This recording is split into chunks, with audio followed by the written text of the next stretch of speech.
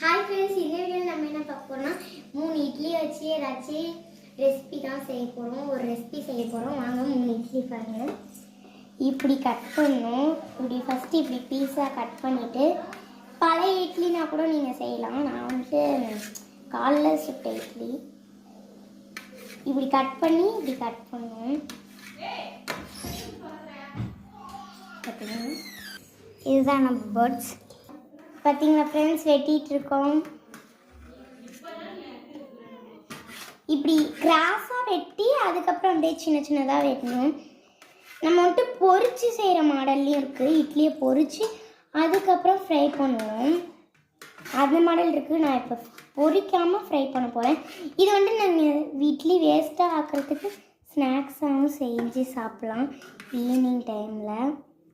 பார்த்தீங்களா